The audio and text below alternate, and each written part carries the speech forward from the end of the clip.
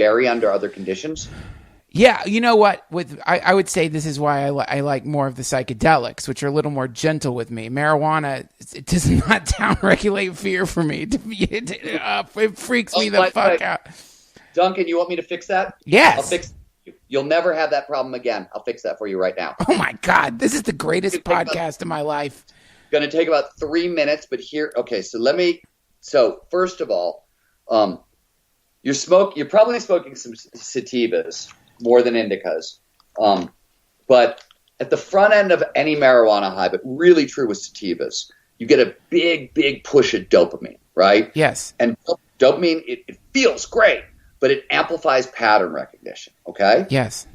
You read Abundance, and we talked a second ago about, hey, the brain takes in 400 billion bits of information a second, yes. Right? So the biggest problem the brain's got to solve is, oh my God, I got a shit ton of information. I got to sort this. What's critical? What's important?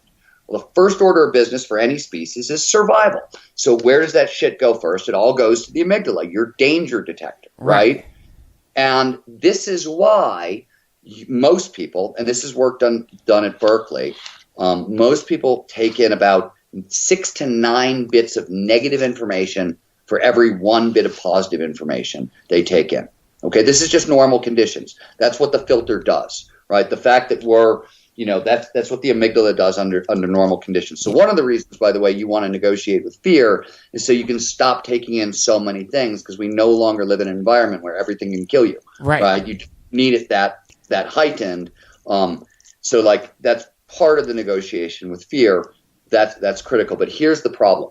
When you smoke a shit ton of pot, you get more data per second, right, because of the dopamine, and you get more pattern recognition. Unfortunately, your filter is still going to find 9 negative things to panic about and spiral off to every one positive. But here's the cool part. Dopamine only peaks for about 20 minutes.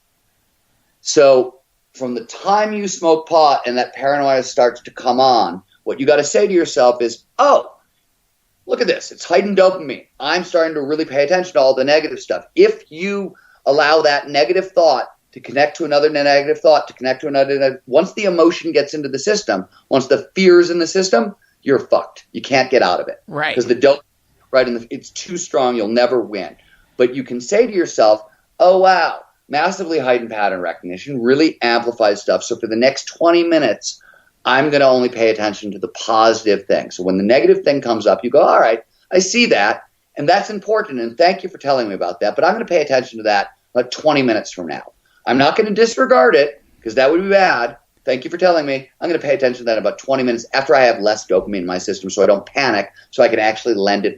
You have a negotiation with yourself based on facts, and honest to God, and just train yourself for that period to pay attention to the positive, and just like when the positive comes up, you look for it. What is the positive in the negative? Hunt for it, and then how does it link to another positive? Wow. And just all you got, and it will take if you do that for a month to 2 months, you're going to rewire your brain. Your brain's going to stop hunting for the negative, because marijuana, one of the things it's phenomenal for, and this is not my research. This is Mitch Earlywine's when he was at USC before he went to the University of Kentucky.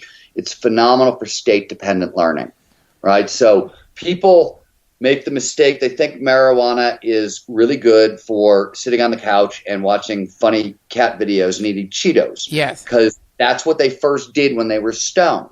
But what you first did when you were stoned is you used that to create great music, and you trained yourself to do that, it would never dawn on you that this was actually good for eating Cheetos on the couch. Right? State-dependent learning.